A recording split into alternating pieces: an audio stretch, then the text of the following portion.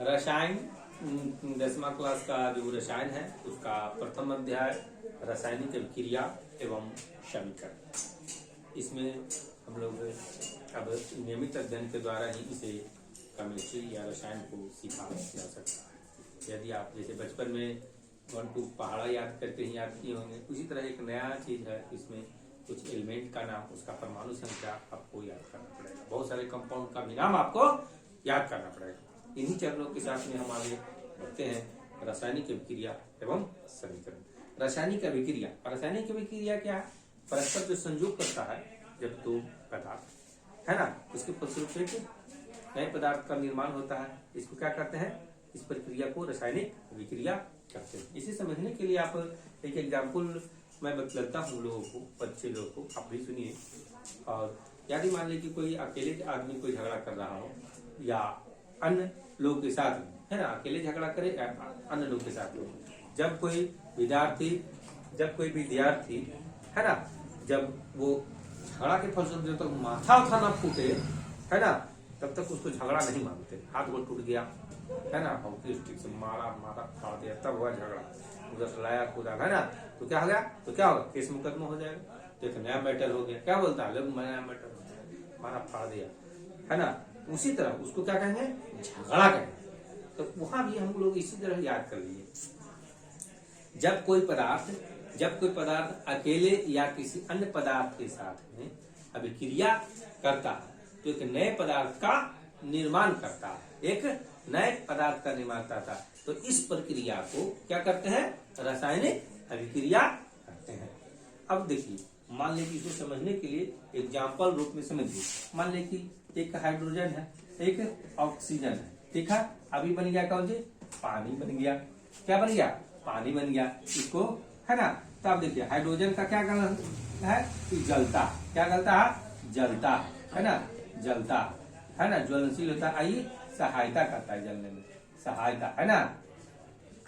क्या करता है? सहायता करता है किसमें? जलने में। जलने में कौन? ऑक्सीजन। लेकिन ये क्या करता है? बुझाता। क्या करता है? बुझाने में मदद करता है। ये बुझाता है। तो दोनों का गुण है, देखे है, एक जलता है, एक जलने में मदद करता है। आई क्या करता है? बुझाने में मदद करता है। तो एक नया पदार्थ का निर्माण होगा। इसे मान ले कि एक कार्बन है, आई ऑक्सीजन है, अब दोनों मिल करके क्या बन गया? कार्बन डाइऑक्साइड बना दिया। इसे मान ले कि CaCO3 संगमरमर, इसको कस के गर्म कर दिए तो CaO कैल्शियम बन गया और क्या बन गया? CO2 बन गया। तो एक अलग पदार्थ का निर्माण हो जाता है। अब आप समझिए, है ना, इसको क्या करते हैं? एक नए पदार्थ का निर्माण होता है। तो उस अभिक्रिया को क्या कहते हैं? उस अभिक्रिया को रासायनिक अभिक्रिया कहते हैं। अब आप समझिए रासायनिक अभिक्रिया की विशेषता। तो रासायनिक अभिक्रिया की मुख्य 5 विशेषता है। इसे समझने के लिए एक एग्जाम्पल रूप से आप लोग को बताते हैं, है ना। मान लीजिए भीड़ है, पूरा बेंच पर बैठा हुआ सब लोग है। अब सब लोग बैठा हुआ है और कोई आदमी मुरई खा के आया है। मुरई खा के आया होगा तो क्या करता है? आप लोग समझ गए।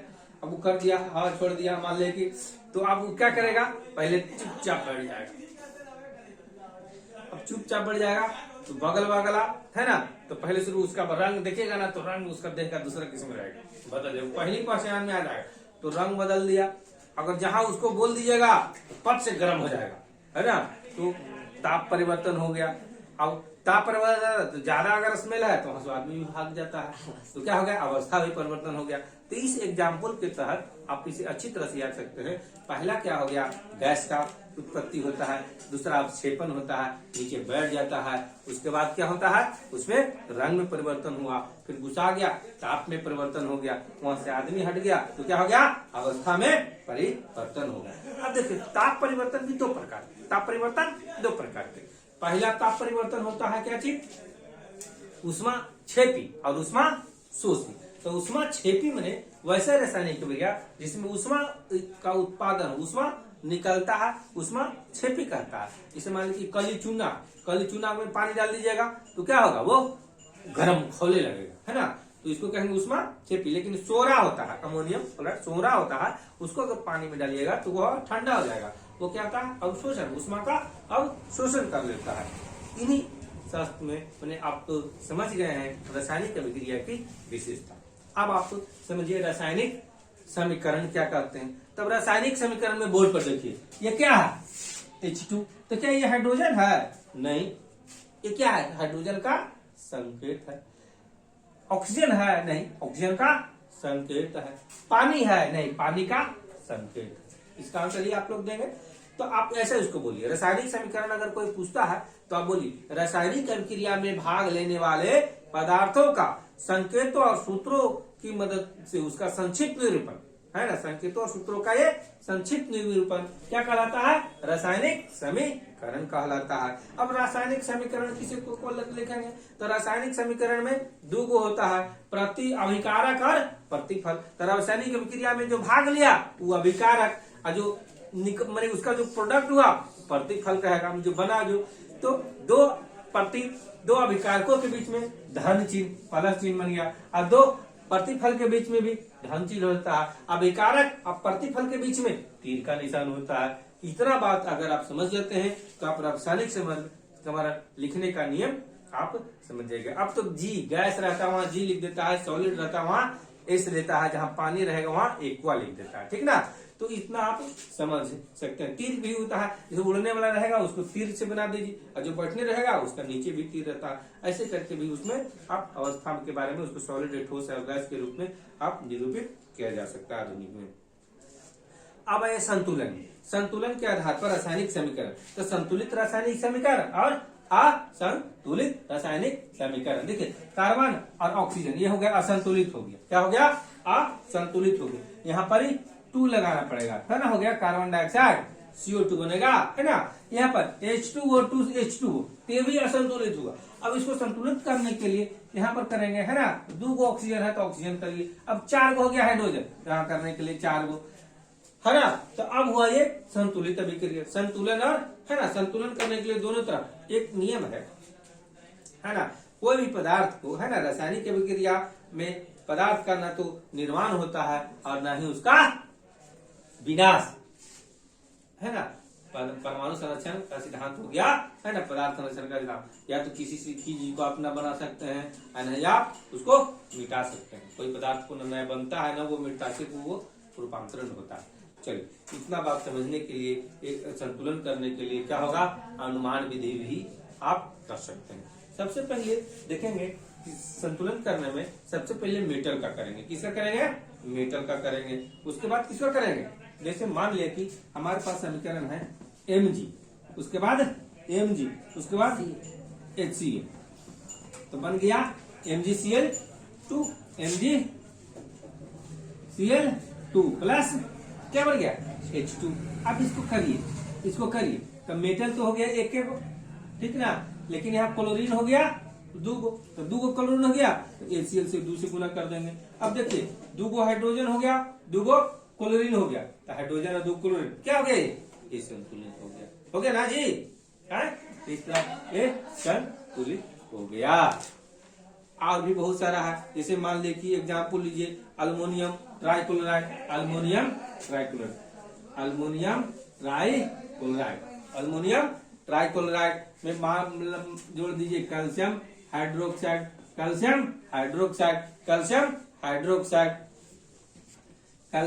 हाइड्रोक्साइड क्या बन जाएगा? Aluminium trihydroxide. क्या बन जाएगा? Aluminium trihydroxide plus calcium chloride. क्या हो गया? Calcium chloride. अब देखिए इसको बैलेंस करिए। क्या करिएगा? बैलेंस करिए। तो बैलेंस करिएगा तो कैसे होगा? क्या को बन जाएगा? कौन चीज बन जाएगा बताइए। अब देखिए यहाँ OH क्या गो है? 2 गो, यहाँ पर क्या गो है? 3 गो, है ना। तो इसमें बैलेंस करने के लिए क्या करिएगा? यहाँ पर 2 से गुना कर दीजिए। तो अल्मोनियम हो गया 2 गो, तो अब भी अल्मोनियम में 2 गो गुना कर दीजिए, ठीक है। तो अल्मोनियम हो गया 2 गो, तो क्लोरीन क्या हो गया? 6 गो। क्लोरीन क्या हो गया? 6 गो। तो यहाँ पर भी क्लोरीन को 6 करने के लिए यहाँ 3 दूनी 6 करिएगा। अब देखिए अब यहाँ पर क्या हो गया? अब कैल्शियम भी 3 को करना पड़ेगा, तो कैल्शियम को 3 को करिए। अब देखिए हुआ। अब इस तरह ये बैलेंस पे देखिए अल्मोनियम 2 गो, OH 6 गो, क्लोरीन 3 गो, है ना। क्लोरीन क्या गो? 3 दूनी 6 गो। इधर भी क्लोरीन 3 गो दूनी 6 गो। इस तरफ संतुलन करने के लिए बाएं तरफ, दाएं तरफ, बाएं तरफ, और पहले जितना है ना उसको लिख लीजिए। जैसे अल्युमिनियम आपके पास है, क्लोरीन आपके पास है ना, अल्युमिनियम है, क्लोरीन है, जितना है ना उसका एक बना लीजिए, सबका एक तरफ अल्युमिनियम, क्लोरीन, OH है ना, OH और कैल्शियम, इस सब का एक तरफ लिख लीजिए। अब बाएं तरफ क्या को है, दाएं तरफ क्या को है, वो लिख लीजिए, है ना, बाएं तरफ क्या को है और दाएं तरफ क्या को है, इसको लिख दीजिए, है ना। लेफ्ट साइड क्या को है, राइट साइड कितने हैं, लेफ्ट साइड कितने हैं, उसको राइट साइड कितने हैं, तो पहले शुरू कितना रहेगा 1, फिर ऊपर में लेफ्ट और राइट ऊपर में, है ना। तो बनाइए 1 3 2, 1 3 2, और फिर ये भी 1 है। राइट साइड क्या को है, तो 1 2 3, 1 2, और इसको 1 2 3, और ये भी 1 है। अब इसको बैलेंस करने के लिए आपको जब लाइएगा तो आप बैलेंस करिए। तो बैलेंस करने के लिए सबको क्या करेगा, इसको भी 6, इसको भी 6, इसको भी 6, इसको भी 6, ऐसे कर कर करके आप इसमें आप कर सकते हैं, है ना। इसको क्या कर दीजिएगा, इसमें कर दीजिए, है ना, 2 से गुना, इसमें कर दीजिए 2 से, इसको कर दीजिए 3 से, इसको कर दीजिए 3 से, इसको कर दीजिए 2 से, तो बैलेंस हो जाएगा जी। इस तरह आप इसको बैलेंस कर सकते हैं, ठीक है। चलो ठीक है ना। अब आप देखिए, इतना आप देखें, अल्युमिनियम ट्राइक्लोराइड, कैल्शियम हाइड्रोक्साइड से अल्युमिनियम हाइड्रोक्साइड और कैल्शियम क्लोराइड बनता है। अब देखिए, इसमें जो संतुलन करने में आपको ध्यान रखना पड़ेगा सबका बैलेंसी। क्या ध्यान करना पड़ेगा, बैलेंसी अगर आप नहीं जान पाइएगा, उसके अंतिम कक्षा में कितने इलेक्ट्रॉन होते हैं और कितना इलेक्ट्रॉन त्याग कर सकता है, कौन धनात्मक एलिमेंट है, कौन ऋणात्मक एलिमेंट है, जब तक कि आप क्या होगा, कंपाउंड नहीं बनवाइएगा, यौगिक नहीं लिख पाइएगा। अगर कंपाउंड ही नहीं लिख पाइएगा तो आपको ये नहीं समझ में आएगा। तो पहले शुरू आप समझिए, मान लिया कि यहाँ पर अल्युमिनियम, अल्युमिनियम में क्लोरीन 3 काहे होगा, इसका मतलब समझिए। तो अल्युमिनियम का होता है कितना, अल्युमिनियम का होता है 13 परमाणु संख्या। तो इसको लिखते हैं 1s2 2s2 2p6 3s2 और 4p1, है ना, कितना हुआ। तो देखिए, इसमें जो 3 में हुआ था वो कितना बचा, है ना, कितना हुआ, 6 4 10 2 12 1 13, 1s2 2s2 2p6 3p1, या क्या होगा 3p1। तो 3 में क्या हुआ है, 3 इलेक्ट्रॉन, 3 गो, है ना, 3 गो। तो ये 3 गो इलेक्ट्रॉन क्या करेगा, वो देगा किसी को, क्या करेगा, देने का। तो अल्युमिनियम पर पावर होता है वही 3+, अगर दे देता है किसी को। अब क्लोरीन पर आइए, क्या होगा, क्लोरीन, क्लोरीन पर कितना होता है 17। तो इसको लिखिए 1s2, है ना, 2s2 2p6 3s2 और 3p5, 3p5, तब 5 है 2 7 गो होगा। ऑक्टेट बनाने के लिए एगो इसको जरूरत है, तो एगो ही ले सकता है, क्या सकता है, तो क्लोरीन पर वही एगो लेने की क्षमता हो गया, ले लिया कोई। अगर तो के गो इसमें लेके अति करेगा, इसे के गो लेगा, तो 3 क्लोरीन इसे जुड़ेगा, तब ना जाकर के होगा। तो वही है जो अल्युमिनियम है, जो 3 गो क्लोरीन से जुड़ता है। क्यों क्लोरीन से जुड़ता है, 3 गो क्लोरीन से जुड़ता है। इतना जब तक नहीं जानकारी बनेगा कौन कैसे जुटेगा वो। अब देखिए, OH पर पावर है, OH पर पावर है जो -1 होता है ना। तो अल्युमिनियम के साथ में, अल्युमिनियम के साथ में OH है जो कितने जुड़ेगा, 3 रहेगा। तो है ना, वो अल्युमिनियम पर 3 गो, जिस तरह क्लोरीन था 3 गो, उसी तरह हाइड्रोजन ऑक्साइड भी, है ना, हाइड्रोक्साइड भी 3 होगा अल्युमिनियम के साथ में। कैसे, कैल्शियम के साथ में 2 था, तो कैल्शियम का कितना होता है, कैल्शियम का 20 होता है, और इसका अंतिम जो होता है वो 2 है ना, NS2 इसमें होता है। देखिए 1s2 2s2 2p6 अपर उनके साथ में इलेक्ट्रॉन भरते हैं, 1s2 2s2 2p6 3s2, है ना, 1s2 2s2 2p6 3s2 3p6 4s2। अब हुआ 4s2 हुआ। तो देखिए, अंतिम कक्षा में क्या हुआ, दो इलेक्ट्रॉन हुआ, तो इसका में क्या होगा, कैल्शियम में 2 इलेक्ट्रॉन अंतिम हुआ, है ना। तो वही 2 है तो उसका क्या हुआ, वैलेंसी। उसको इलेक्ट्रॉन त्याग करने की है ना, ग्रहण करने की क्षमता, त्याग करने की क्षमता कितना है, 2 है। तो कैल्शियम के वो इलेक्ट्रॉन को किस स्थिति साझा करेगा, 2 स्थिति करेगा। तो वही कैल्शियम हाइड्रोक्साइड बनाते हैं तो COH Al2 होता है। बात समझ में आया, काहे Al2 हुआ, अल्युमिनियम काहे ट्राई हुआ, है ना। अल्युमिनियम के साथ 3 को काहे बनाया, अल्युमिनियम के साथ कैल्शियम के साथ 2 को काहे बनाया, तो उसके अंतिम कक्षा में उपस्थित इलेक्ट्रॉन के कारण ऐसा होता है। बात समझ में आ रहा है। तो इतना बात अगर आप समझ जाते हैं तो हम आप लोग को एक नया चीज बताते हैं, ठीक ना। आप एक देखिए, अब आप लोग देखिए, है ना। अब देखिए इसमें एक आता है FeH2O, है ना, Fe प्लस H2O, ठीक है। अब इसको संतुलित करिए तो Fe3O4 प्लस कितना, Fe3O4 प्लस H2 मान लेगी। अब इसको संतुलन करें, इसको संतुलन में आपको क्या बताए, पहले और मेटल का करेंगे, पहले शुरू किसको हम करेंगे, मेटल का करेंगे। तो पहले शुरू मेटल में 3 वो Fe है तो 3 Fe लगा दीजिए, तो 3 Fe लगा दीजिए, प्लस अब क्या करेंगे, 3 Fe लगा देंगे। अब करेंगे क्या चीज, ऑक्सीजन का करो, फिर किसका करोगे, ऑक्सीजन का करोगे। तो ऑक्सीजन यहाँ पर क्या गो है, 4 गो है, ऑक्सीजन क्या गो है, 4 गो है। तो यहाँ पर क्या गो है, ये गो है, तो यहाँ पर 4 गो पहले ऑक्सीजन कर दो, 4H2O, तो 4 गो हो गया। अब हाइड्रोजन क्या गो हुआ, 8 गो हो गया। इधर हाइड्रोजन को Fe3O4 प्लस 4H2 बैलेंस हो गया। देखो बैलेंस हुआ, बैलेंस हुआ।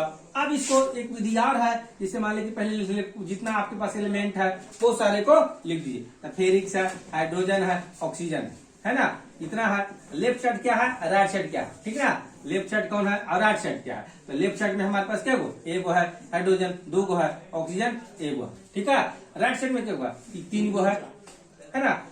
हाइड्रोजन क्या गो है, 2 गो है, और ऑक्सीजन क्या गो है, 4 गो है। इतना किए, अब इतना कर लिए तो फिर क्या करिएगा, कितना करिएगा, हाइड्रोजन तो 4 गो हो गया, तो 4 गो नहीं 8 गो, इससे 4 गो कर दीजिएगा, ये भी 4 गो, तो 4 दूनी 8, ये भी 4 दूनी 8 हो जाएगा। आ रहा समझ में, अब ये आ रहा, ये रह जाए, ये हो जाएगा 4 गो, ये हो जाएगा 4 गो, 4 दूनी 8 गो। अब इसमें क्या करेंगे, इसमें 3 गो कर देंगे। आगे समझ में, इस तरह हम आप बैलेंस कर सकते हैं। अब एक आता है KClO3, क्या आता है, KClO3 पोटेशियम क्लोराइड, क्या हो गया, पोटेशियम क्लोराइड। KClO3 को जब करेंगे तो क्या बनेगा, KCl प्लस O2 बन जाएगा, KCl प्लस O2 बन जाएगा। अब देखिए इसमें ऑक्सीजन क्या गो, KCl में ऑक्सीजन इधर 2 गो है, इधर 3 गो है, तो बैलेंस करिए। मेटल तो एक बराबर है, तो खाली ऑक्सीजन को बैलेंस करना है, तो इसमें कर देंगे 2 से गुना, ऑक्सीजन में कर देंगे 3 से गुना, तो 3 दूनी 6 हो गया। अब मेटल हो गया 2 गो, तो यहाँ पर 2 से गुना कर दीजिएगा। आ समझ में, तो ये बैलेंस हो जाएगा। आपको इसमें करने के लिए कैल्शियम लिख दीजिए, क्लोरीन लीजिए, ऑक्सीजन लीजिए, ये 3 को लिख कर करके, है ना।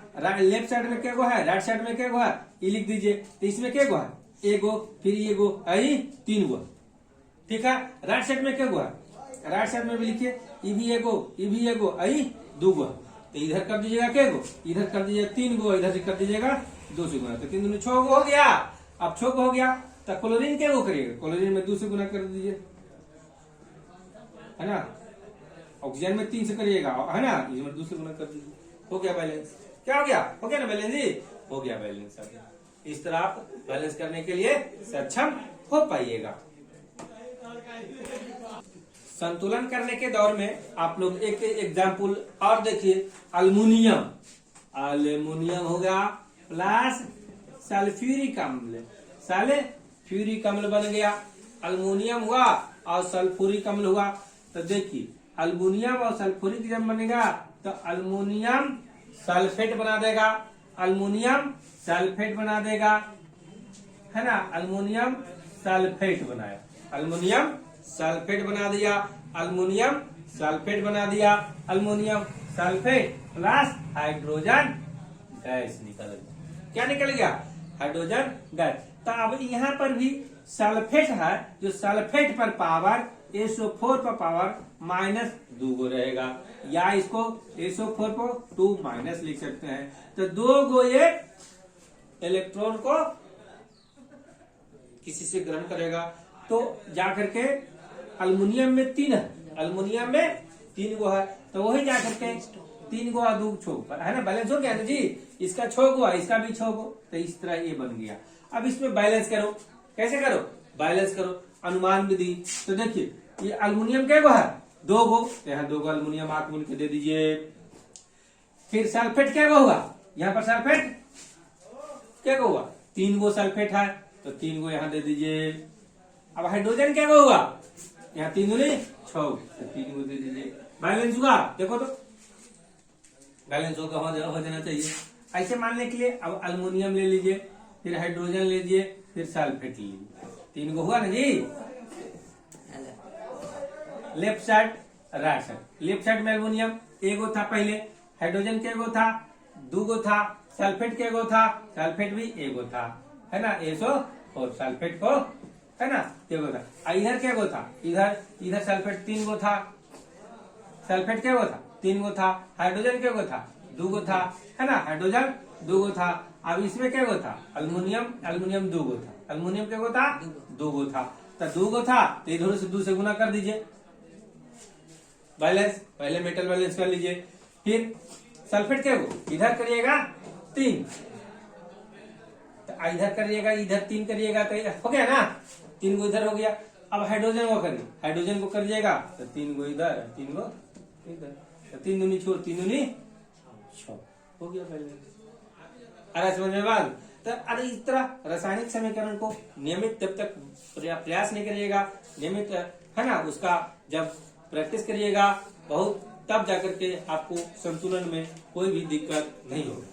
अब आप रासायनिक समीकरण से प्राप्त होने वाले, रासायनिक समीकरण से प्राप्त होने वाले सूचनाओं के बारे में देखेंगे। यह अभिक्रिया प्रतिवेकलों को संकेतों और सूत्रों की जानकारी देता है। यह बताता है कि अभिक्रिया में कौन से पदार्थ भाग ले रहे हैं और कौन से पदार्थ का निर्माण हो रहा है। बात सही है। अब देखिए, यह अभिक्रिया में भाग लेने वाले अभिकारकों के परमाणुओं एवं अणुओं को अपेक्षिक संख्या की जानकारी देता है ना जी। के गो है जो, अब इसमें के गो हाइड्रोजन है, के गो अल्युमिनियम है, बता रहा है।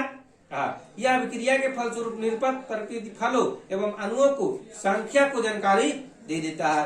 अब प्रतिफलों और है ना, अभिकारकों और प्रतिफलों के मोलों के अनुपात की भी जानकारी दे देता है, ठीक है ना। द्रव्यमान का भी अनुपात की जानकारी बताता है। गैसीय अवस्था और प्रतिफलों का अपेक्षिक आयतन की भी जानकारी दे देता है, जिसे नाइट्रोजन है ना, नाइट्रोजन और हाइड्रोजन बन गया, तो क्या को बनेगा कि NH3 बनेगा, अमोनिया बनेगा, है ना। तो इसके अनुपात का भी ये जानकारी दे देता है ना। क्या करता है, STP पर, है ना, स्टैंडर्ड टेम्परेचर और प्रेशर पर। अब देखिए इसका उपयोगिता क्या है। रासायनिक समीकरण के रूप में निरूपित करना आसान है। इससे समय का, अब पानी लाओ 1 बाल्टी, 2 बाल्टी ऑक्सीजन लाओ, कहां से लाओगे, लग है ऑक्सीजन लाओ 2 लीटर, संभव नहीं है। तो इसको क्या होता है, रासायनिक क्रिया को संकेतों और सूत्रों की मदद से क्या करता है, इसे समय की बचत होता है। लिखने के लिए कागज कम स्थान लेता है। रासायनिक समीकरण की सहायता में प्रतिफल की एक निश्चित मात्रा का निर्माण, है ना, इस मात्रा ठीक आवश्यक अभिकारकों के द्रव्यमान को ठीक की गणना कर सकते हैं। संपूर्ण विश्व में एक ही प्रकार के रासायनिक संकेतों का उपयोग होता है, अतः वैज्ञानिकों को है ना, रासायनिक समीकरण की जानकारी प्राप्त करने में किसी प्रकार की कठिनाई नहीं होता। अब देखिए इसमें खामी कुछ है, खामी है ना जी। अभी ठोस है कि द्रव है कि गैस है, इससे पता चल रहा है, नहीं पता चलता है ना। इसमें ऊष्मा का उत्सर्जन हो रहा है कि अवशोषण हो रहा है, इसकी भी जानकारी ठीक से नहीं दे पाता है। इसका है ना सीमा है, रासायनिक समीकरण की सीमा है। रासायनिक समीकरण यह पता चलता है कि अभिक्रिया का ताप, दाब, सांद्रण, उत्प्रेरक की उपस्थिति में संभव है या कि नहीं। रासायनिक समीकरण अभिक्रिया के वेग के बारे में कोई जानकारी नहीं है, कितना गति से होगा। मान लिया एटम बम के सूत्र लिखे, अब कितना देर में फटेगा ये तो नहीं पता चलता है शक्ति। माने लिखे अल्युमिनियम और सल्फ्यूरिक एसिड कितना देर में हो रहा है, इसके बारे में तो जानकारी नहीं लेता है, तो उसके रिएक्शन के स्पीड को ये नहीं बता पाता है ना। अब है कुछ रासायनिक अभिक्रिया विस्फोट होता है, परंतु रासायनिक समीकरण में इस बात का कोई जानकारी नहीं होती है। अब है रासायनिक समीकरण की उपयोगी बनाना। कैसे है भाई? अभिकारकों और प्रतिफलों का भौतिक अवस्था। अब इसको बनाने के लिए जहां पर सॉलिड है उसको सॉलिड लिखिए, जहां लिक्विड है वहां लिक्विड लिखिए, इसको आसान बनाना है। उष्मा छेपी है या उष्मा शोषी, उष्मा छेपी है या उष्मा शोषी। अब देखिए उष्मा छोपी है, जैसे कार्बन प्लस ऑक्सीजन मिल करके क्या बनाया? CO2 बना देगा और बहुत सारा ऊर्जा देगा। तो इधर देखे ऊर्जा को लिखे, उष्मा छेपी रहेगा तो जाकर करके प्रतिफल में मिलेगा, और उष्मा शोषी रहेगा इसे N2 प्लस O2, तो उष्मा लगेगा तो ये उष्मा शोषी हुआ, है ना? उष्मा शोषी हुआ तब ना बनाया, है ना? तो बनाया नाइट्रस ऑक्साइड। तो ये होगा उष्मा शोषी, उष्मा छेपी। इस तरह गैस का उत्सर्जन की जानकारी देना है ना? गैस उत्सर्जन हो रहा है तो ऊपर में दे दीजिए। मान लिया कि देखिए इसी में अल्मोनियम है, सल्फेट, हाइड्रोजन निकल रहा है, तो हाइड्रोजन को ऊपर में चल गया, है ना? और सल्फेट वाला क्या होगा? नीचे में बैठ जाएगा। क्या हो जाएगा? नीचे में बैठ जाएगा। तो ऊपर ये तीर कर करके आप दे सकते हैं, अपक्षेपण की जानकारी भी दे सकते हैं। अब क्रिया का शर्त ताप दाब है जो बीच में लिख दीजिए। क्यों लिख दीजिए? इसके अभिकारक के ऊपर में ताप दाब कितना ताप पर कर रहे हैं ये सब लिख सकते हैं। जो तीर वाला निशान है उस पर आप लिख सकते हैं। फिर अभिक्रिया और उत्क्रमणीयता की जानकारी भी दे सकते हैं। जैसे मान लिया कि N2 है, H2O, है ना? इधर से भी हो सकता है, इधर से भी हो सकता है। तो इसको उत्क्रमणीयता की भी जानकारी, किधर से किधर हो रहा है इसकी भी जानकारी भी आप दे सकते हैं। रिवर्सिबिलिटी है कि नहीं है, कि एक तरफे है, कौन दिशा में है, इसके, है ना? इसको भी जानकारी आप दे सकते हैं। इस तरह आप लोग इतना सीखे, इसके बाद आगे आप लोग को, है ना, विभिन्न प्रकार के रासायनिक अभिक्रिया के बारे में बतावेंगे। ठीक है? संयोजन अभिक्रिया। संयोजन अभिक्रिया में होता है कि संयोग करना। क्या करना? जुड़ना, संयोग करना, है ना? वह, है ना, संयोजन अभिक्रिया वह है जिसमें दो या अधिक पदार्थ परस्पर संयोग करके एक नए पदार्थ का निर्माण करता है ना? तो नए पदार्थ का गुण मूल बिल्कुल क्या होता है? भिन्न होता है। एग्जाम्पल रूप में कार्बन और ऑक्सीजन, क्या होगा? कार्बन और ऑक्सीजन मिलकर क्या बना दिया? कार्बन डाइऑक्साइड बन गया। हाइड्रोजन और ऑक्सीजन मिलकर क्या बना दिया? पानी बना दिया। तो आपको पहले से समझाए हुए संयोजन अभिक्रिया में, है ना, दो या दो से अधिक पदार्थ मिलकर करके एक नए पदार्थ का निर्माण करता है। क्या कहलाता है? संयोजन अभिक्रिया कहलाता है। अब देखिए इसमें है कार्बन का ऑक्सीजन, कार्बन डाइऑक्साइड, कार्बन और ऑक्सीजन के बीच संयोग, मैग्नीशियम ऑक्सीजन से मैग्नीशियम ऑक्साइड, लोहा और गंधक के बीच में, लोहा और गंधक के बीच में, है ना, आयरन सल्फाइड या फेरस सल्फाइड, आयरन सल्फाइड या फेरस सल्फाइड, आयरन सल्फाइड या फेरस सल्फाइड के रूप में होता है। उसमें आप कार्बन मोनोऑक्साइड और ऑक्सीजन का भी संयोग कर सकते हैं। कार्बन मोनोऑक्साइड तो 2CO प्लस ऑक्सीजन तो क्या बनेगा? क्या बनेगा? 2CO2। कार्बन डाइऑक्साइड में बनेगा कार्बन डाइऑक्साइड बन जाएगा। क्या बन जाएगा? कार्बन डाइऑक्साइड बन जाएगा। अब देखिए सल्फर डाइऑक्साइड है, उसमें ऑक्सीजन करिएगा तो सल्फर डाइऑक्साइड बनेगा। दो या अधिक यौगिकों के भी संयोग से होता है। जैसे कैल्शियम ऑक्साइड, चूना में पानी मिला दिए, कली चूना में पानी मिला दीजिए, क्या बन जाएगा? Calcium hydroxide. भाखड़ा चूना बनेगा ना? ये सब संयोजन अभिक्रिया। क्या अभिक्रिया है? संयोजन अभिक्रिया। कैसे? अब भाखड़ा चूना से मान ले कि आप दीवार पोतते हैं, भाखड़ा चूना से आप दीवार पोतते हैं, दीवार पोतते हैं, वो ऑक्सीजन से संपर्क करेगा। क्या करेगा? ऑक्सीजन से संपर्क करेगा और क्या बना देगा? ऑक्सीजन से संपर्क करेगा। या कार्बन डाइऑक्साइड, धूप, हाँ, कार्बन डाइऑक्साइड से क्या करेगा? अब बना देगा CaCO3, संगमरमर बनाएगा तो ना उजला उजला हो जाएगा। क्या हो जाएगा? उजला हो जाएगा। घर पोतिएगा ना चूना से तो क्या हो जाएगा? उजला हो जाएगा। तो क्या बनाता है? कैल्शियम हाइड्रोक्साइड कार्बन डाइऑक्साइड से अभिक्रिया करता है। किसे अभिक्रिया करता है? कार्बन डाइऑक्साइड से, धुआं से, और वह संगमरमर जैसा उजला बना देता है ना। चूना से पोतता है एकदम उज्जल फा लगता है। शुरू बार अगर कोई चूना से पोतेगा ना घर को तो एकदम उजला दिखाई देता है। तो क्या बनाता है? चूना बना देता है CaCO3। सल्फर डाइऑक्साइड अब पानी मिलाता है तो सल्फ्यूरिक अम्ल, सल्फर डाइऑक्साइड और पानी मिला देगा। क्या बना दिया? पानी में तो क्या बना दिया? क्या बना देगा? H2SO4 बना देगा। बना देगा ना जी? H2SO4 बना देगा। सल्फर डाइऑक्साइड, है ना, सल्फर डाइऑक्साइड H2SO4 बनाएगा तो क्या बन जाएगा? Sulphur dioxide. सल्फर डाइऑक्साइड और जल मिलता है, सल्फर डाइऑक्साइड और जल, sulphur dioxide, sulphur trioxide, sulphur trioxide और जल मिलने से क्या बनता है? सल्फ्यूरिक अम्ल बनता है। ध्यान में रखिएगा, सल्फर ट्राइऑक्साइड और जल मिलने से क्या बनता है? सल्फ्यूरिक अम्ल H2SO4 का निर्माण होता है। अब देखिए वियोजन क्रिया क्या होता है? वियोजन माने विघटन, वियोजन माने विघटन, मतलब कि कोई चीज है और वो टूट गया, कोई चीज है और उसको, इसे मान लीजिए कैल्शियम CaCO3, इसको कस के गर्म करिए, कस के गर्म करिएगा तो क्या बना देगा? कॉलीच्यूनर, CO बना देगा और CO2 बना देगा, तो वियोजन हुआ। क्या हो गया? वियोजन हुआ, विखंडन हुआ। तो वियोजन अभिक्रिया में क्या होता है? वह अभिक्रिया में बड़े यौगिकों से छोटे सरल यौगिकों का निर्माण होता है और वह नया यौगिक बनता है। उसका मूल और गुण है जो कि होता है बिल्कुल भिन्न होता है। क्या होता है? बिल्कुल भिन्न होता है। तो वियोजन अभिक्रिया होता है। वियोजन अभिक्रिया में वो पोटेशियम क्लोराइड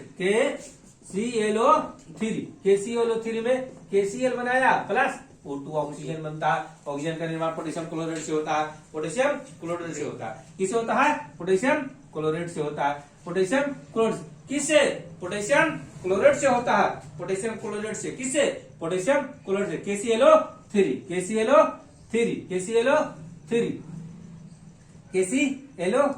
KClO3 से होता है ऑक्सीजन का उत्पादन। देखते हो ना अभिक्रिया? ऑक्सीजन का उत्पादन होने के लिए वियोजन अभिक्रिया या विघटन, है ना।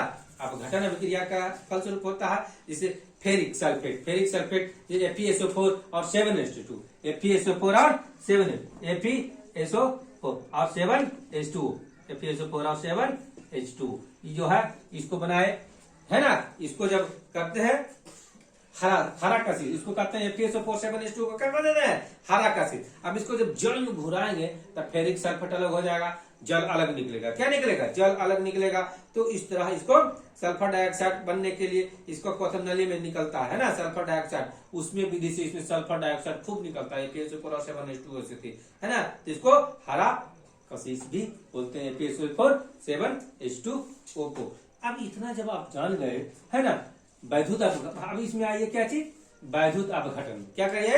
वैद्युत अपघटन में आइए। अब वैद्युत अपघटन में क्या होता है? वैद्युत अपघटन में हुआ कि विद्युत क्या किया जाए? उसमें विद्युत पास किया जाए। क्या विद्युत पास किया जाए। अब विद्युत पास करने के फलस्वरूप उसमें जो विखंडन हो गया उसको वैद्युत अपघटन कहलाता है ना। एगो धन ध्रुव पर जाएगा, एगो ऋण ध्रुव पर जाएगा, एगो धन ध्रुव पर जाएगा, एगो ऋण ध्रुव पर। अब मान लीजिए कि कोई टब, एगो पर प्लस चार्ज है, एगो पर माइनस चार्ज है ना।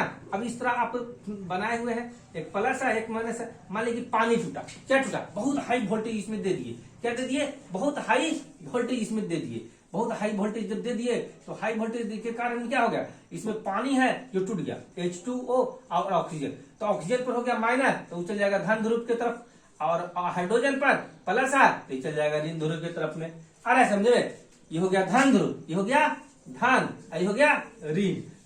तो क्या होगा? विपरीत वाला को आकर्षण होता है, विपरीत के, है ना, विपरीत आयनों के बीच में आकर्षण होता है और समान वाला के रिपल्सन होता है। तो हाइड्रोजन और ऑक्सीजन टूटेगा तो ऑक्सीजन पर रहेगा माइनस चार्ज, तो माइनस पर चल जाएगा धन पर, अब प्लस चल जाएगा माइनस पर। इसी तरह विद्युत अपघटन क्रिया में होता है।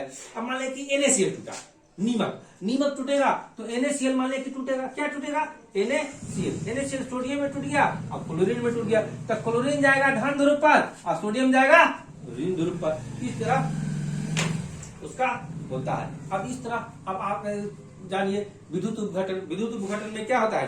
विद्युत उपघटन में क्या होता है बोलिए? सोडियम क्लोराइड टूटा तो सोडियम कहाँ जाएगा? क्लोरीन कहाँ जाएगा? सोडियम जाएगा ऋण ध्रुव पर और क्लोरीन जाएगा धन ध्रुव पर। इस तरह कैथोड और एनोड, कैथोड किसको कहेंगे? धन को कहेंगे, है ना। कैथोड और एनोड हो गया प्लस, एनोड पर जाएगा कौन? एनोड हो गया प्लस, और कैथोड हो गया, इसको कहेंगे कैथोड, इसको कहेंगे एनोड, एनोड को कहेंगे धन और कैथोड को कहेंगे ऋण। बात याद रखो, कैथोड और धन भी याद रखना पड़ेगा, ठीक है। इसे मान लिया अल्मुनियम ऑक्साइड टूटा तो अल्मुनियम गया कैथोड पर और ऑक्सीजन गया एनोड पर जाएगा। इस तरह 3 एग्जाम्पल के साथ में आपको फिर ये विद्युत अपघटन आप समझ गए। अब विद्युत अपघटन के बाद में क्या आता है, एकल विस्थापन। क्या आता है, एकल विस्थापन। एकल विस्थापन में क्या होता है कि मान लीजिए कमजोर वाला परिवार है। अब कमजोर वाला परिवार में भरियार परिवार आ गया, भरियार दबंग आ गया।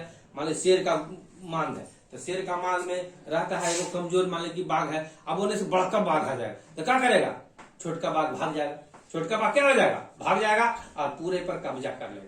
इस एग्जाम्पल के साथ में आप एकल विस्थापन अच्छी तरह से समझ सकते हैं। क्या समझते हैं, अच्छी तरह समझ सकते हैं। क्या समझेंगे, अच्छी तरह समझ सकते हैं। एकल विस्थापन आप लोग को समझने के लिए आप शेर का झुंड में समझिए। क्या है, शेर का झुंड है। मान ले कि एगो कमजोर CuSO4 वाला एक झुंड है और उसमें एगो बगवा आ गया, बड़का शेर, बब्बर शेर। अब बब्बर शेर आ जाएगा तो क्या करेगा, ये छोटका को डिस्प्लेस कर देगा और तो क्या बनेगा, FeSO4 बना देगा और कॉपर को बाहर निकाल देगा, है ना। तो समझ में आया, है ना। तो एकल विस्थापन में होता है, एगो को हटा करके और उसका स्थान ले लेना, है ना।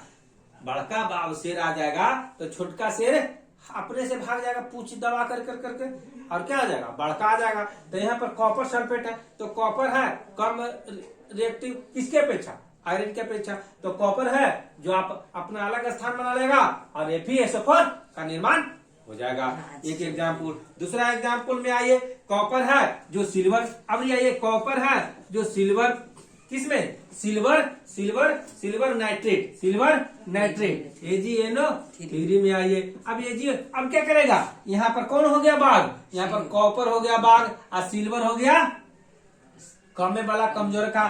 तो इसमें बना देगा कॉपर नाइट्रेट बना दिया और सिल्वर को बाहर कर दिया। ठीक है, मान ले 2 तो संतुलन में आएगा, वो तो आएगा किसमें आएगा, संतुलन में आएगा। उसके बाद तो संतुलन में 2Ag कर दो, इसमें भी 2Ag कर दो। अब बैलेंस करोगे तो उधरों से है ना, कॉपर में क्या होगा, CnO3 यहाँ पर आएगा क्या चीज, NO3 CuNO3 होता है कॉपर नाइट्रेट का फॉर्मूला। ठीक ना, तो आप इस तरह आप समझ सकते हैं। सिल्वर नाइट्रेट को जलीय विलयन डाला जाता है। जब कॉपर की प्लेट में सिल्वर नाइट्रेट का जलीय विलयन जाता है तो सिल्वर कॉपर द्वारा विस्थापित हो जाता है। अब इसको समझने के लिए वो आप समझिए, अब जिंक से कॉपर में रिएक्शन होगा, जिंक से कॉपर सल्फेट, जिंक और कॉपर सल्फेट। एगो और ले लो, एगो जिंक ले लो, एगो कॉपर सल्फेट ले लो। अब जिंक और कॉपर सल्फेट में होगा तो क्या होगा, कॉपर हट जाएगा और जिंक सल्फेट का निर्माण हो जाएगा। तो यहाँ जिंक सल्फेट हो जाएगा, यहाँ कॉपर, है ना, जिंक सल्फेट का निर्माण हो जाएगा और कॉपर बाद में आ जाएगा। तो समझिए, मजबूत वाला जहां आया तो कमजोर वाला को हटा देता है और फिर ऊपरी स्थान पर जाकर बढ़ जाता है। तो इसी को कहते हैं एकल विस्थापन। अब आया उभय विस्थापन। क्या आया, उभय विस्थापन। उभय विस्थापन को समझने के लिए आपको एक बात पर ध्यान देना पड़ेगा, आदान प्रदान होना। क्या होना, आदान प्रदान। मान ले कि एक एग्जाम्पल है XY, ठीक है, और उसमें अभिक्रिया किया AB से। क्या किया, AB से अभिक्रिया किया। अब AB से अभिक्रिया किया तो एक हो गया XB से, ये होगा AY से कर जाएगा, है ना। तो A है ना, अब हो गया इसमें A के साथ Y में प्लस B के साथ X में अभिक्रिया। इस तरह का बदलाव हो जाएगा। क्या हो जाएगा, बदलाव हो जाएगा। अब आप एग्जाम्पल रूप में समझने के लिए समझिए। क्या समझिए, सोडियम क्लोराइड में सिल्वर नाइट्रेट से अभिक्रिया किया, सोडियम क्लोराइड में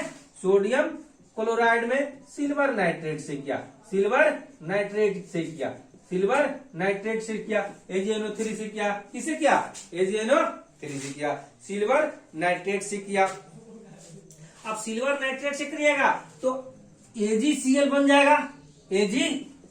जाएगा, है ना जी।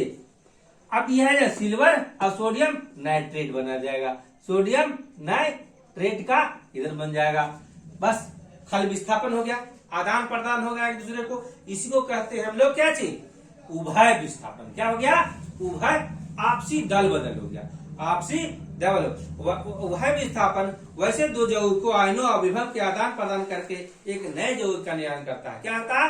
आपस में आदान प्रदान करके एक नए यौगिक का निर्माण करता है, तो वह विस्थापन कहलाता है। ठीक है, वह विस्थापन कहलाता है। एक एग्जाम्पल, इसमें आप उभय विस्थापन पढ़े, एकल विस्थापन पढ़े। एकल विस्थापन में बहुत सारे एग्जाम्पल है, क्लोरीन, पोटेशियम क्लोराइड और क्लोरीन। पोटेशियम क्लोराइड और क्लोरीन में KCl बन जाएगा, आयोडीन बन जाएगा। इसका मतलब यह हुआ कि पोटेशियम आयोडीन से ज्यादा क्रियाशील है। उस पर ZnH2SO4 में जब बना तो ZnSO4 प्लस H2 निकल गया, है ना। तो इस तरह बहुत सारे एग्जाम्पल, ZnHCl में ZnCl और H2 बाहर निकल जाता है। फिर ZnH3PO4 में फॉस्फोरिक अम्ल में, है ना, क्या होता है? Zn3PO4 हॉल 2, Zn3PO4 हॉल 2 होता है। जिंक फॉस्फेट बनाया, हाइड्रोजन निकल गया। फिर Zn में, है ना, एसिटिक अम्ल CH3COOH जिंक में निकल गया, तो क्या हो जाएगा? जिंक एसिटेट CH3COOH हॉल 2 का Zn प्लस H2 हाइड्रोजन बाहर निकल गया। फिर विस्थापन अभिक्रिया अभी तक पढ़े। जो विस्थापित होता है खाली दल बदल हो जाता है ना, अपना स्थान ग्रहण कर लेता है। उसमें बैरियम क्लोराइड, है ना, सोडियम सल्फेट निकला, तो बैरियम सल्फेट और सोडियम क्लोराइड निकला। फिर फेरस सल्फेट में सल्फ्यूरिक अम्ल में निकला, तो फेरस सल्फेट बना दिया और हाइड्रोजन सल्फाइड बना दिया। फिर बैरियम क्लोराइड और सोडियम सल्फेट बनाया, बैरियम सल्फेट और सोडियम क्लोराइड का निर्माण हुआ। फिर कॉपर सल्फेट और सल्फ्यूरिक, है ना, sulphide, hydrogen sulphide. Copper sulphate और हाइड्रोजन सल्फाइड से निकला, तो कॉपर सल्फाइड बनाया, कॉपर सल्फाइड और सल्फ्यूरिक अम्ल बना दिया। फिर लेटर PbNO3 का हॉल 2, PbNO3 का हॉल 2 सबसे इंपॉर्टेंट, प्लस पोटेशियम आयोडाइड। इसमें बनाया पीला अपछेद बना के पोटेशियम आयोडाइड नीचे बैठ जाता है, पीला अपछेद बना के पोटेशियम आयोडाइड बन जाता है और पोटेशियम नाइट्रेट बनाता है। इसके साथ ही आप अब पढ़ेंगे अविक्षेपण अभिक्रिया, उदासीन अभिक्रिया, प्रकाश रासायनिक क्रिया, ऑक्सीकरण और अवकरण। इसमें आप सबसे पहले देखेंगे अवक्षेपण। अवक्षेपण में आप तो शुरू में बताया है, अवक्षेपण मैंने बैठ जाना, अवक्षेपण मैंने बैठ जाना। कुछ ऐसी रासायनिक विक्रिया है जिनमें कोई प्रतिफल ठोस के रूप में विलयन से पृथक हो जाता है, ऐसी विक्रिया अवक्षेपण अभिक्रिया कहलाती है। जैसे एग्जाम्पल में ले लीजिए, NaCl में सिल्वर, क्या बना दिया? सिल्वर कौन चीज? सिल्वर नाइट्रेट, AgNO3, तो क्या बना जाएगा? सिल्वर क्लोराइड, अब सिल्वर क्लोराइड इसमें बना दिए, सिल्वर क्लोराइड प्लस क्या बना दिया? Sodium nitrate. ठीक है, तो ये जो सिल्वर क्लोराइड बनाया गया, ये उजला अवक्षेप देकर नीचे बढ़ जाएगा, यही अवक्षेपण अभिक्रिया हुआ। क्या हुआ? ये अवक्षेपण अभिक्रिया। अब आइए उदासीनी अभिकरण अभिक्रिया। अवक्षेपण के रूप में आप जब पानी गर्म करिए होंगे ना, बहुत खौलाइए होगा, तो देखिएगा नीचे उजला बढ़ जाता है, तो भी अवक्षेपण हुआ। वो कैल्शियम रहता है पानी में ना, वो बैठ जाता है, तो भारी चीज बैठ जाता है। वही अभिक्षेपण यहाँ पर भी उसी तरह का मोटा मोटी मान सकते हैं। फिर उदासीनी अभिक्रिया। उदासीनी अभिक्रिया में जब अम्ल और भस्म, क्या हो गया? अम्ल और भस्म मिल करके वो अभिक्रिया जिसमें अम्ल और भस्म के साथ अभिक्रिया करके लवण और जल बनाए, नून नीमक बना देगा और जल बना देगा, उसको कहेंगे उदासीनी अभिक्रिया। अम्ल जिसे मान ले कि HCl, है ना, और भस्म सोडियम हाइड्रोक्साइड NaOH मिला दिया, क्या बना देना चाहिए? नमक बनाइए, पहले NaCl बना दिए, उसके बाद क्या बना दिए? पानी बना दिए, जल बना दीजिए, यही कहलाएगा क्या चीज? उदासीन हो गया। क्या हो गया? अम्ल और भस्म मिलकर के उदासीन हो जाता है और नमक का निर्माण करता है, NaCl और H2O का। इसे H2SO4 क्या हो गया? H2SO4, ये हो गया एसिड। और उसमें पोटेशियम हाइड्रोक्साइड बना दिए, तो क्या बना दिया? पोटेशियम सल्फेट बना दिया, K2SO4, ये नीमक है। K2SO4 क्या हुआ? नीमक हुआ, और पानी क्या हुआ? जल हुआ। तो ये भी क्या कहलागा? उदासीनी अभिकरण अभिक्रिया। अब प्रकाश रसायन विज्ञान, प्रकाश की उपस्थिति में जो अभिक्रिया हो, है ना, प्रकाश के वैसे जो प्रकाश के अवस्था में अपघटित हो प्रकाश, है ना, क्या कहलाएगा? प्रकाश रासायनिक अभिक्रिया। प्रकाश अभिक्रिया रासायनिक अभिक्रिया का सबसे बड़ा एग्जाम्पल है सिल्वर ब्रोमाइड को जब धूप लगेगा, सिल्वर अलग हो जाएगा और ब्रोमीन अलग हो जाएगा। ठीक है। सिल्वर आयोडाइड, क्या हो गया? सिल्वर आयोडाइड, सिल्वर अलग होगा, आयोडीन अलग हो जाएगा। अब है 6 गो कार्बन डाइऑक्साइड, 12 है ना, फिर 12 गो पानी मिलके 1 गो ग्लूकोज निकलेगा और 6 गो पानी निकलेगा। ये भी आता है फोटोसिंथेसिस, रासायनिक अभिक्रिया में ही आता है जी। कैमरा मेरा फोटो खींचता है ना, तो सिल्वर ब्रोमाइड का उपयोग होता है। अब आता है ऑक्सीकरण और अब करण।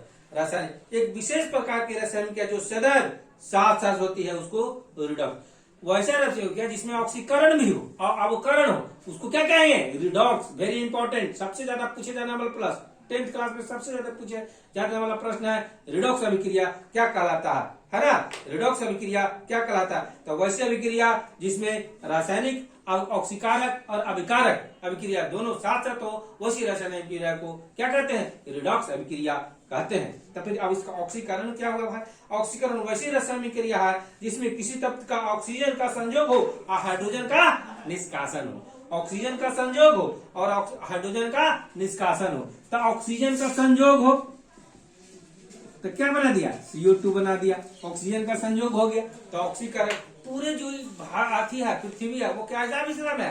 ऑक्सीकारक अवस्था में सब कुछ बना देता है।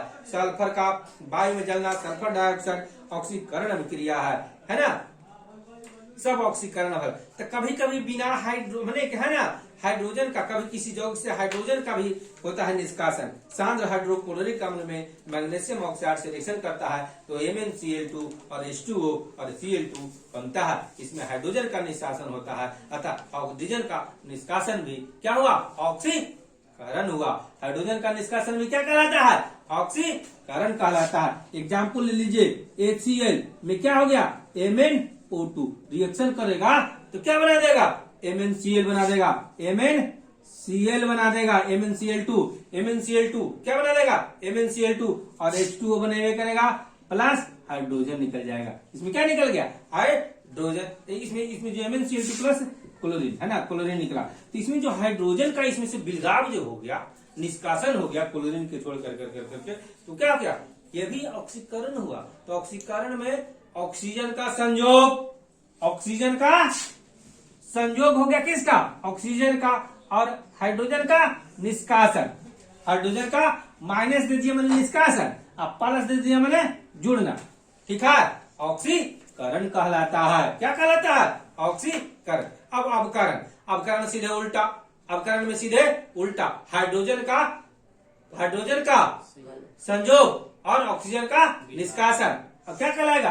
अब करण कहलाएगा। क्या कहलाएगा? अब करण कहलाएगा। अब यहाँ पर देखिए कॉपर ऑक्साइड है, क्या है? कॉपर ऑक्साइड है। अब कॉपर ऑक्साइड में H2 ले लीजिए, तो क्या बना देगा? कॉपर और H2O बना देगा, कॉपर और H2O बना देगा। तो क्या हो गया? यहाँ पर ऑक्सीजन का निष्कासन हो गया, ऑक्सीजन का निष्कासन। तो इसमें होता है ऑक्सीजन का निष्कासन, ये हो गया निष्कासन, और हाइड्रोजन का संलयन होता है। हाइड्रोजन का संलयन क्या कहलाता है? अब करण कहलाता है। क्या कहलाता है? अब करण कहलाता है। तो इस एग्जाम्पल के साथ में आप ऑक्सीकरण और अवकरण को भी समझ गए। अब आप समझिए दैनिक जीवन में जो भोजन पचता है, क्या करता है? दैनिक जीवन में जो भोजन पचता है, तो भोजन जो पचना क्या कहलाता है? ग्लूकोज को ऑक्सीजन के साथ मिल गया तो कार्बन डाइऑक्साइड बना दिया, बहुत सारा ऊर्जा निकला, तो ये भी ऑक्सीकरण हो गया। भोजन को दुर्गंधित हुआ, कोई चीज सड़ता है, गलता है, ये भी ऑक्सीकरण हुआ। किसी चीज में जंग लग जाता है, आयरन ऑक्साइड बना रहे, संक्षारण क्या कहलाता है? संक्षारण कहलाता है। संक्षारण प्रकृति में होने वाला ऑक्सीकरण अभिकरण अभिक्रिया, जिसके विस्तृत वर्णन धातु अधातु में पढ़ पाइएगा। अब आया दहन की अभिक्रिया। क्या हो गया? दहन की अभिक्रिया।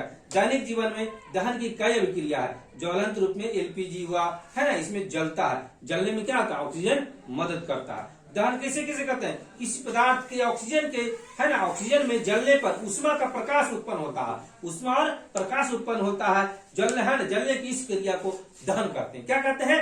दहन करते हैं। जैसे कार्बन ऑक्सीजन मिलकर कार्बन डाइऑक्साइड हुआ और उष्मा निकला, प्रकाश निकला, इसको क्या कहेंगे? दहन करेंगे।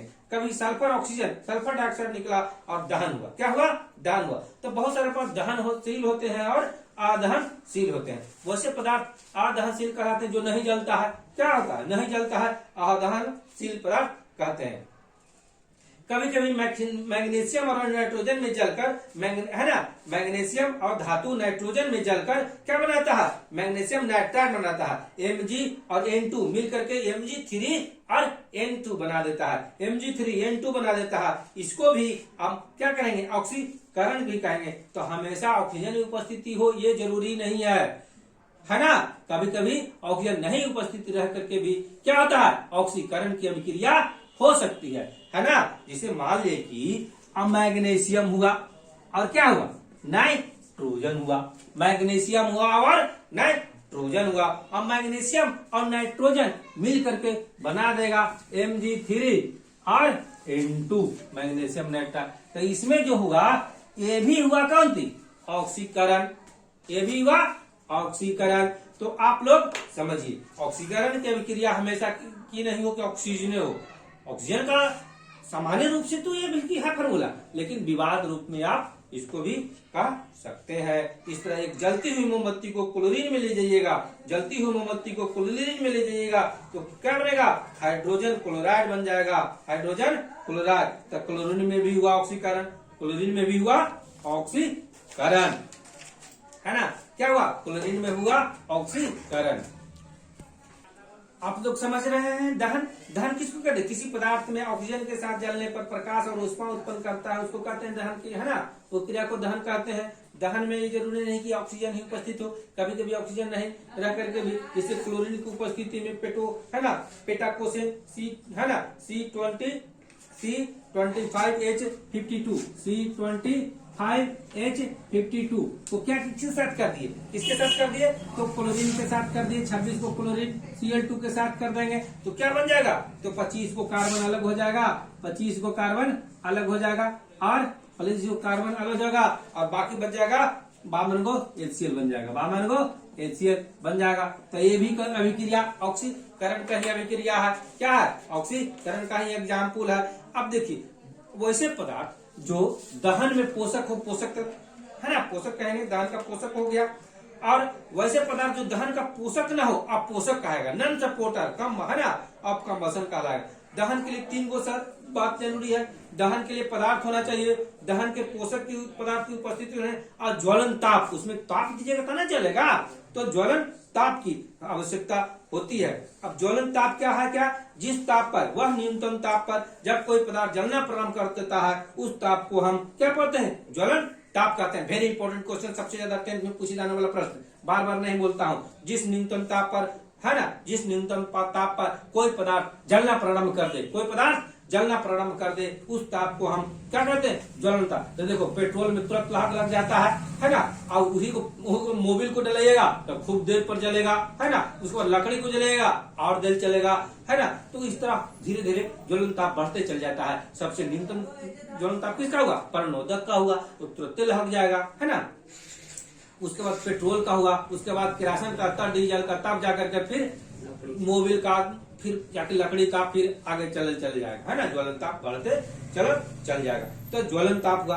अब देखिए, ज्वलन ताप जब उसको एक मान ले कि मोमबत्ती को जलाते हैं, क्या जलाते हैं, मोमबत्ती जलाते हैं, तो ज्वलन ताप उसको बनता है ना, नीचे मोमबत्ती है तब मोमबत्ती बन जाएगा, तो उसको बीच में एक, है ना, एक बन जाएगा, है ना, इस तरह धुआं निकलता है, ऊपर धुआं निकलता है ना। तो सबसे ज्यादा जो ताप होता है वो पीला वाला भाग का होता है, सबसे ऊपर में। सबसे कम होता है केंद्रीय मान को, क्या होता है, केंद्रीय भाग को, है ना। केंद्रीय मंडल अदहन क्षेत्र होता है ना, क्योंकि उसमें ऑक्सीजन के संपर्क में नहीं आता है ना, सेंट्रल जोन। फिर प्रकाशमान मंडल ऑक्सीजन की अपर्याप्त मात्रा में मोम की आपूर्ति को दहन करता है, अपूर्ण दहन करता है, मॉडरेट करता है। अब प्रकाश दहन, है ना, प्रकाशहीन दहन जो सबसे ऊपर वाला हुआ, सबसे ऊपर वाला प्रकाशहीन, सबसे ऊपर वाला काला काला जो दिखेगा ना, वो प्रकाशहीन रहेगा। फिर सेंट्रल होगा और क्या होगा, प्रकाशमान। फिर बाद में आएगा प्रकाशमान। 3 गो होता है, ये होता है ना केंद्रीय मंडल। क्या होगा, केंद्रीय। तो बीच में एकदम ठंडा रहता है, जो नीला दिखता है हल्का ना, बहुत ठंडा जैसा लगेगा, क्या लगेगा, ठंडा लगता है। इस भाग में मोम के पूर्ण दहन किसमें होता है, प्रकाशहीन मंडल में, है ना, सबसे गर्म भाग होता है। कौन मंडल होता है? सबसे ऊपर का प्रकाशहीन, है ना, वो सबसे ज्यादा गर्म होता है। मिडिल वाला में कम होता है और सबसे कम मृदुल होता है केंद्रीय मंडल। क्या होता है? केंद्रीय मंडल। तो देखिए हम लोग एलपीजी पढ़ते, लिक्विड पेट्रोलियम, है ना, लिक्विड पेट्रोलियम गैस एलपीजी, है ना। तो इसमें होता है कौची का मिश्रण? तो ब्यूटेन का। किसका होता है? ब्यूटेन का और प्रोपेन का, है ना। ब्यूटेन, प्रोपेन, एथेन, इसका मिश्रण होता है। किसका होता है? इसमें इसका मिश्रण होता है एलपीजी का। तो एलपीजी का मिश्रण होता है, हाँ। तो इसमें एक गैस मिलाया जाता है, उसको मरकैप्टन कहते हैं। क्या कहते हैं? Mercaptan. Ethyl mercaptan, C2H5SH, C2H5SH, इसको इथिल मरकैप्टन। क्या हो गया? एथिल, दून है तो एथिल मरकैप्टन। ये बड़ी गंध देता है, बड़ी गमकता है, सरल एकदम मछली की तरह बहुत खराब गंध देता है, ताकि उससे पता चले कि इसमें गैस है। ऐसे गैस का कोई गंध नहीं होता है ना, उसमें भयानक आग लगने दुर्घटना के संभावना रहती है, इसलिए उसमें वो गंध वाला केमिकल मिला दिया C2H5SH, C2H5SH एथिल, ताकि वो सिलेंडर में भर दिया जाता है ना। 1 ग्राम में 50 जूल उसमें उपलब्ध कराता है एलपीजी। 1 ग्राम में क्या जूल? 50 जूल। इस बात को ध्यान में रखना चाहिए। तो प्रकाश मंडल में क्या गो? प्रकाशहीन मंडल, प्रकाश मंडल, केंद्रीय मंडल।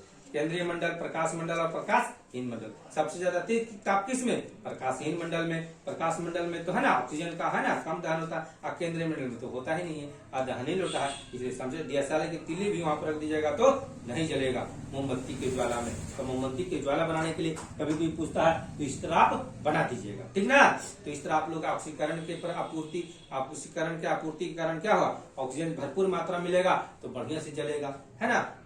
अब प्रकाशहीन जहां रहेगा उसको क्या कहेंगे? प्रदीप्ति कहेंगे। और जहां प्रकाश नहीं रहेगा अप्रदीप्ति कहेंगे, ठीक है। प्रदीप्त और अप्रदीप्त। इस तरह आप लोग रासायनिक अभिक्रिया एवं समीकरण का जो अध्याय हुआ, ये पूरी तरह इसको बार बार जब आप लोग देखेंगे, इसको एक बार देखने से नहीं होगा। तो केमिस्ट्री पढ़ने का प्रथम नियम है, इसको आप बहुत मनन करिए और बार बार देखिए, बार बार देखिए, इसे बार बार सुनिए, बार बार पढ़िए, तब जाके, क्योंकि नया चीज ना है तो नया चीज को समझने में बहुत दिक्कत होता है। तो सबसे ज्यादा विद्यार्थी को समझ में नहीं आता है कौन सी? केमिस्ट्री। बायोलॉजी समझ में आएगा कि उसकी शारीरिक क्रिया है, अंदर का भाग है, कुछ बाहर का भाग जो देखता है, सुनता है, वो पढ़ ले। अब हाइड्रोजन कभी देखा है कोई? कहाँ देखा है? उसको पढ़ना है उसके बारे में। अब बहुत सारा चीज दिखता है तो उसको समझ, जैसे पानी के देखते हैं तो समझ में आ जाता है, धुआं को देखते हैं समझ में आ जाता है, नीमक को देखते हैं, NaCl को देखते हैं तो वो भी समझ में आता है। तो जो देखते हैं उसको समझना आसान होता है, लेकिन जिसके बारे में नहीं सुना हुआ, सिर्फ किताब में पढ़ा हुआ, तो उसको बार बार पढ़िएगा तभी ना अध्ययन होगा। तो इसलिए सबसे पहले इसको अध्ययन करिए, नियमित अध्ययन करिएगा और उसको कुछ बात को याद करिएगा। जैसे बच्चा में टेबल याद किए थे तो याद हो गया था, तो उसी तरह इसको पहले हाइड्रोजन का एटॉमिक नंबर, है ना, हाइड्रोजन, हीलियम, लिथियम, है ना, इस सबका एटॉमिक 1 से लेकर 40 तक के एटॉमिक नंबर याद कर लीजिए। बहुत सारे कंपाउंड है, 25-30 को कंपाउंड है, उसको याद कर लीजिए, तो आपको बहुत लाभ मिलेगा आने वाला, है ना। तो आपको इस केमिस्ट्री के जब नॉलेज हो जाएगा आपको ना, तो आप में अंदर से पावर आ जाएगा और अपने आप को गर्वान्वित अनुभव करेंगे। तो आप नियमित अध्ययन करें। इसी के साथ ही आपका ये, है ना, वीडियो यहाँ पर रखते थे, फिर अगले अध्याय में आप में फिर से मिलेंगे। धन्यवाद।